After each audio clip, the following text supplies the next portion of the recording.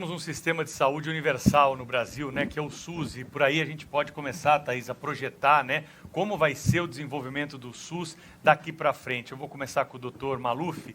Queria saber como que o senhor enxerga hoje a estrutura, né, do SUS e o que é preciso fazer para melhorar o acesso universal à saúde do brasileiro.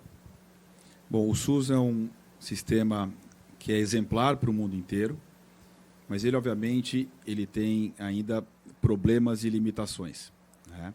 Então, o que a gente percebe, e a importância dele ficou tão mais visível agora com a questão da pandemia, é que ele tem essa capacidade de, num país continental, tentar, obviamente, gerar essa equidade e integralidade para todas as cidades, para todos os estados, num país que, obviamente, é muito desigual. Então, a pergunta aqui é como que, com um orçamento relativamente pequeno, como o ministro já mencionou, e com tantas diferenças locais, a gente consegue tentar melhorar a saúde, desde a saúde da ponta até de casos mais complexos.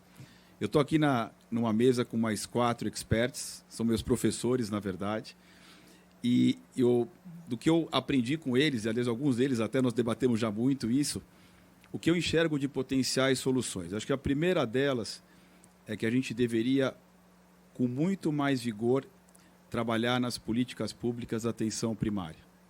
A gente sabe hoje que a atenção primária, como o ministro mencionou, ela deveria abranger 80%, 90% dos problemas do brasileiro, deixando para média e alta complexidade 10% a 20%. Mas a gente sabe ainda que falta talvez mais capacitação, mais cursos de atualização dentro da atenção primária. E dentro disso também, reforçar campanhas que vão, na verdade, não prevenir o que é a minha área, o câncer, mas, na verdade, vários desses fatores de risco para o câncer são para as doenças cardiovasculares, para as doenças metabólicas, ou seja, muito mais vigor, por exemplo, em campanhas que estimulem o bem-estar das pessoas, em atividade física, por exemplo. Campanhas e leis regulatórias que taxem mais bebidas e comidas que agridem a saúde, como foi feito com o cigarro, onde o Brasil deu um imenso exemplo, né? Quer dizer, por que a gente não taxa muito mais fortemente alimentos que causam câncer, causam infarto, causam derrame cerebral? Por que a gente não taxa muito mais fortemente a cerveja, por exemplo, ou outras bebidas alcoólicas? Campanhas que envolvam o combate agressivo à obesidade, que é outro fator de risco para câncer e para outras tantas doenças. Campanhas e movimentos que permitam que o brasileiro e a brasileira se vacinem de modo muito mais uniforme. Exemplo, o HPV, é a doença que mais mata as mulheres, o câncer de colo de útero no norte, a segunda no nordeste. É um tumor que praticamente inexiste nos lugares desenvolvidos, e onde no Brasil só 30% a 40% das crianças têm a vacina no braço. E igual a vacina, outras tantas vacinas, não só do HPV. Portanto, eu acho que tem um olhar muito importante, antes de falar depois do olhar para quem tem a doença, do investimento, na minha opinião, para a prevenção e da promoção de saúde, que eu acho que é algo que a gente deveria, na minha opinião, ter um investimento muito maior, até porque esse investimento vale a pena, não só porque a gente evita, mas porque o custo de investir em prevenção e promoção é incrivelmente menor do que em algo que a gente vai comentar, que é o desenvolvimento de novas tecnologias para tratar as doenças. Então, em resumo, seria o meu primeiro ponto. Doutor Davi Wippe, o senhor pensa o que a respeito do assunto? O senhor já passou pela gestão pública de saúde também, né? E, como todos aqui, é um grande conhecedor do SUS. O que o senhor mudaria? Qual a política pública que precisa ser implementada para melhorar ainda mais o acesso do brasileiro à saúde pública? Eu, ouvindo o ministro, gostei muito da fala do ministro, eu acho que o primeiro desafio é implantar o que ele falou. São perspectivas muito interessantes, mas o que acontece no Brasil? Essa conversa nós ouvimos há muitos anos. E a implementação ela é muito difícil, a começar pelos recursos que tem o Ministério da Saúde. Os recursos são recursos finitos e aonde nós temos que fazer escolhas. Então, esta é a primeira dificuldade, o subfinanciamento do Sistema Único de Saúde. O segundo problema é nós temos que aprender a sentar e conversar. A medicina suplementar, a medicina privada, precisa conversar com o SUS, dentro de uma hierarquização que tem que ser muito importante. O ponto crucial do Brasil é entender que nós temos 5.570 pacientes, 5.570 municípios, onde 30% deles 70% deles têm menos de 30 mil habitantes. Então, como é que você faz a regionalização? Como é que você consegue chegar à saúde a municípios tão diferentes? É a regionalização. Então, não adianta eu construir um hospital de 250 leitos no município de 30 mil habitantes. Não adianta ter uma medicina de ponta em 80% dos municípios que têm menos de 30 mil habitantes. Então, isso que o ministro falou, que é o deslocamento, uma coisa é deslocamento de informação. A saída é óbvia, né? Telemedicina, todos esses avanços que nós temos na área de informação. Mas na hora de assistência ao paciente, o que acontece na prática? Você tem um indivíduo em diálise. Esse indivíduo, ele anda 200, 300 quilômetros 3 vezes por semana para fazer a diálise. Você tem um indivíduo numa terapia associada a algumas doenças. Ele não tem na região. Então, eu vejo como fundamental a regionalização através de programas de saúde. O professor Fernando Maluf falou da atenção primária. Tem toda a razão. Qual o problema da atenção primária? A falta de resolutibilidade. Então, não adianta você ter a porta quando você não resolve. Você tem que atender primariamente 90% das doenças e ficar por aí. O que acontece no Brasil é o empurra da atenção primária para a intermediária, que são os ambulatórios de especialidades, e culmina onde? Na verdadeira porta de entrada do SUS, que é o pronto-socorro. Então, é isso que nós estamos vendo. O doente que precisa de pronto-socorro, ele enfrenta a concorrência do doente que deveria estar na atenção primária e secundária.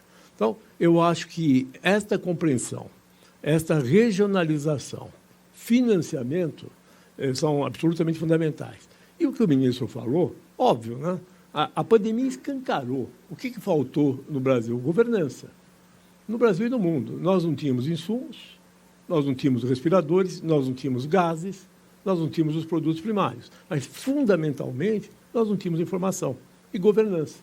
Então, eu entendo que o projeto futuro para o Brasil, para os próximos anos, passa por isso. Informação de qualidade, tá? Cada vez utilizando as ferramentas mais modernas, a regionalização e governança.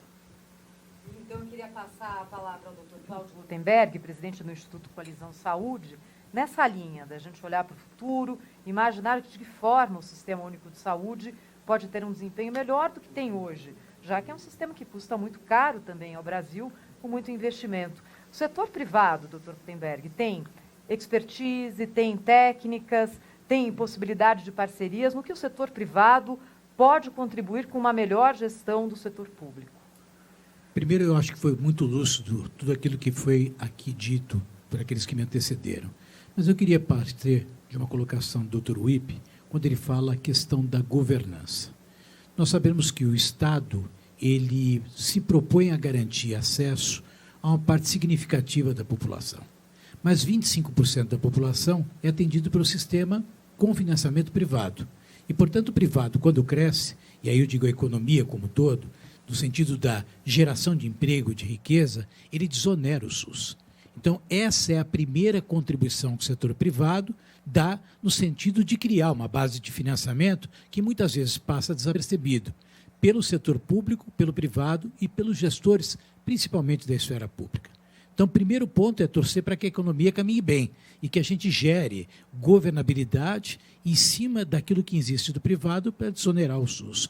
Isso significa trazer mais recursos econômicos para a saúde. Concordo também, Davi, quando você fala sobre a questão de governança. Por quê? Porque a gente vê um emaranhado de construções que são pouco estruturantes, mas muito compensatórias. E, lamentavelmente, a falta de continuidade, nós tivemos gestores muito competentes e temos gestores muito competentes na esfera pública, mas que muitas vezes são prejudicados por uma linha extremamente politizada, que é o que a gente assistiu justamente como fato que levou prejuízos importantes, inclusive perdas de vida durante o período da pandemia. Acho fundamental que a gente possa construir essa governança. E aí sim, imaginar que o Estado, por mais que ele tenha se aprimorado no sentido de garantir a saúde dentro dos preceitos constitucionais de 88, ele não consegue fazer isso sozinho. Ele precisa do suporte da iniciativa privada, maiormente pela agilidade que o setor privado tem na capacidade decisória e da realização. A A gente sabe que existem questões aqui de transparência, controle social, quer dizer, ninguém está abrindo mão deste tipo de posicionamento. Mas a participação do setor privado como braço efetor dentro da perspectiva da assistência, também na esfera pública, representou um ganho. Temos exemplos ruins, mas a grande maioria são exemplos bons. E vale aqui a gente registrar algumas iniciativas de organização social, particularmente no estado de São Paulo, mas também não são as únicas. Existem outras. Portanto, eu acho que esse tipo de participação, e eu falava com o Evaldo antes da abertura desse encontro, falando das iniciativas do nosso próprio hospital. Quer dizer, o Hospital Israelita Albert Einstein, hoje, através de um hospital que ele é público na sua essência, que é o Hospital do Emi-Boimirim, teve o mais importante hospital de Covid durante todo o período da pandemia, o maior hospital na América Latina. Então, esse tipo de participação, onde a gente tem instituições que também são privadas na sua essência, mas que prestam serviços para o setor público, é algo que a gente tem que tratar sem mito. E eu acho que a gente ainda é muito imaturo nesse entendimento. Muitas vezes até discutindo questões dentro de uma visão ideológica abusiva. Isso não pode continuar acontecendo se nós queremos, de fato, construir. Acho que a gente tem que trazer o privado para colaborar, sabendo que também não é a resposta para tudo, mas ele traz valor e pode ajudar muito. O doutor Evaldo Stanislau é médico do Hospital das Clínicas, que dispensa apresentações, né, Thaís, quando a gente fala de saúde como referência na América Latina em atendimentos de pacientes, um dos maiores centros, se não for o maior. Doutor Evaldo, o senhor, no seu dia a dia lá trabalhando, né, com pacientes do SUS, enxerga de que forma a ampliação desse sistema universal e para onde que o SUS tem que caminhar daqui para frente? Bom, primeiro que quem me antecedeu foi brilhante, eu quero corroborar e assinar embaixo de todas as assertivas. Mas acho que a gente precisa falar claramente que o brasileiro e o Brasil têm que ter orgulho do SUS. Primeiro, o SUS é uma conquista do povo brasileiro, da medicina brasileira, do movimento sanitário brasileiro e que precisa ser defendido. Foi lembrado aqui o papel do SUS durante a pandemia. Não fosse o SUS, tínhamos tido pessoas morrendo na rua. E eu não tenho notícias de que brasileiros morreram na rua durante essa crise global. Apesar de, como o Davi falou, e eu concordo, da falta de governança que houve. Um outro aspecto que eu acho, não particularizando no HC, mas o HC é um bom exemplo. O HC trata as pessoas com humanidade. Eu exemplifico. Outro dia, acompanhávamos indiretamente um paciente de um hospital benemérito, de benemerência, numa cidade do interior de São Paulo, onde um paciente tinha um quadro neurológico e uma neoplasia de pênis. Esse paciente, evidentemente, teria muita dificuldade de locomoção, foi solicitado um serviço de apoio e o colega foi lá e deu uma resposta burocrática, manda para o ambulatório. O paciente está internado com uma doença avançada, tem dificuldade de locomoção. E como é que você vai mandar para um ambulatório um paciente desse? No HC isso não acontece. No HC se resolve esse problema. Então, eu quero dizer com isso um pouco do que o Davi também falou, que é a questão da empurroterapia. A gente precisa olhar um pouquinho mais no SUS para as pessoas. Eu acho que a gente precisa voltar a ser um pouco mais sensível àquilo que a gente faz, que são relações humanas. Não importa se é rico ou se é pobre, mas é um ser humano que está ali do outro lado. E se a equipe de saúde, isso a gente tem percebido, tem se perdido, Davi, essa relação equipe de saúde e paciente. Parece que o paciente virou um problema ao invés de ser o motivo de a gente estar ali.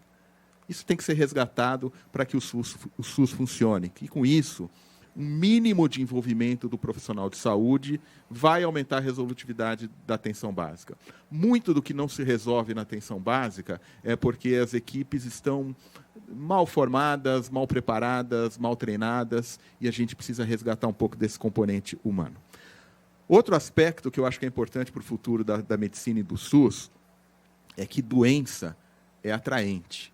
Doença da Ibope, doença da status, falar de doença é legal, e falar de saúde é monótono, é desinteressante. E a gente está ensinando os nossos profissionais a cuidar de doença e não fazer a prevenção. Então, essa fala do Maluf no começo, ela é a minha fala. Você roubou minha fala. Eu falei, o que eu vou falar quando abrir lá? Eu vou falar de prevenção.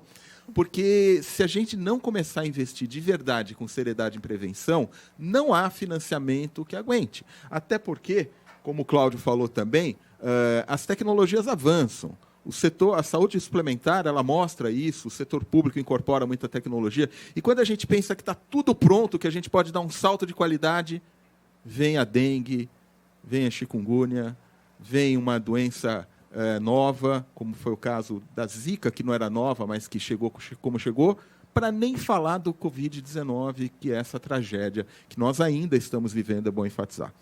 Por fim, eu acho que um aspecto que é muito importante, e aí permeia um pouco do que foi falado, mas a gente precisava ir mais fundo nisso, é a questão do subfinanciamento. Todo mundo fala mal do SUS, mas desses 25% que são cobertos pela saúde suplementar e os 100% da integralidade dos brasileiros, eles recorrem ao SUS quando tem uma doença de alta complexidade. O trauma, o câncer, a doença infecciosa, quem paga essa conta é o SUS. Então, a gente precisa rediscutir o financiamento, o ressarcimento, porque a saúde suplementar, com raras exceções, e o Einstein é uma exceção que a gente tem que enaltecer muito, mas existem exemplos que são parasitas do sistema de saúde. Então, eu acho que é por essa linha que a gente tem que caminhar, reforçaria a prevenção, reforçaria a formação em saúde e não em doença, reforçaria a questão de olhar mais o paciente e menos os outros setores, e a gente rediscutir financiamento no sentido de fazer uma justiça mais ampla àquilo que é o SUS e que acaba sendo o grande custeador da alta complexidade, que é o que custa caro.